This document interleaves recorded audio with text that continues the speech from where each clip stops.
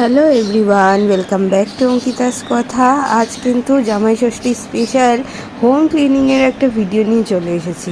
বাড়িতে দিদি জামাইবাবু জামাই ষষ্ঠী, আর ছোটো বোনের অবস্থাটা দেখো, সে একেবারে মনে হচ্ছে ঝড় উঠে গেছে সারা বাড়িতে।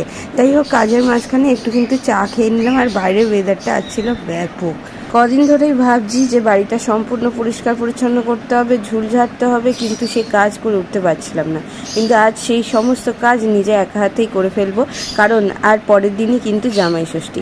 আর তোমরা কিন্তু অপেক্ষা করো, আমার প্রত্যেকটা ব্লগ আসতে চলেছে এরপর থেকে জামাই ষষ্ঠী স্পেশাল।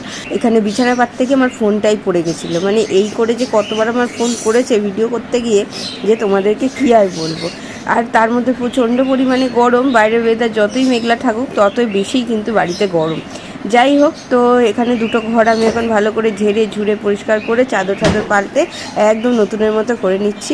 সে যেন মনে হচ্ছে জামাই ষষ্ঠী না, আবারও নতুন করে যেন আমার দিদি বিয়ে লেগেছে, এমনই আনন্দ হচ্ছে আমার মনে। আসলে সারা বছর দিদি জামাইবাবু সেইভাবে তো আসতে পারে না, বছরে এই টাইমটাই ওরা এসে দুটো দিন থাকে, যার জন্য মনে আনন্দ নিয়ে সারা বাড়ি পরিষ্কার করতে লেগে পড়েছে। দেখো তো কেমন পরিষ্কার পরিচ্ছন্ন করে সাজিয়ে গুছিয়ে নিয়েছি দুটো ঘর।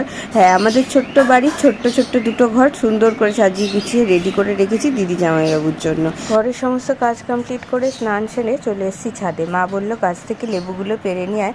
এই দেখো আমাদের গন্ধরাজ লেবু গাছ, এখানে কত লেবু হয়েছে, আর এই দুটো লেবু সব থেকে বড় হয়েছে, যেটা এখন পেরে খাওয়া যায়। তো জামাই ষষ্ঠীর জন্য রাখা ছিল যে জামাই আর মেয়েকেই নাকি সবার আগে লেবু খাওয়ানো হবে, যার জন্য আমাদের গাছ থেকে লেবু পেরে নিলাম। এখনও অনেক লেবু আছে যেগুলো বড় হলে সবার সাথে ভাগ করে খাওয়া হবে। তারপরে কিন্তু এখন আমি সেই লেবুগুলোই পেরে নিয়ে নিচে চলে যাচ্ছি।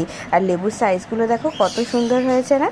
আজকে আমার ভয়েসটা একটু হয়তো তোমাদের শুনতে কষ্ট হবে, কিন্তু কষ্ট করে হলেও একটু কষ্ট করে ম্যানেজ করে শুনে নিও, কারণ গলা আর দাঁতে ব্যথার জন্য আমি একদমই কথাই বলতে পারছি না গত দুদিন ধরে, যার জন্য ভিডিও আপলোড করতেও কিন্তু লেট হচ্ছে। পড়িয়ে উঠে এখন নিজের হেয়ারটা একটু বান করতে লেগেছি, কারণ আজ আবারও একটা স্টোরি ভিডিও করব, সেই কারণে কিন্তু নিজের হেয়ারটা আগে বেঁধে নিচ্ছি। কারণ এই চুল, এত বড় চুল আমার, সেটাকে ম্যানেজ করে বাঁধা এটা খুব কষ্টকর হয়ে যায় আমার কাছে, যার জন্য কিন্তু আগে হেয়ারটা বান করে রাখছি।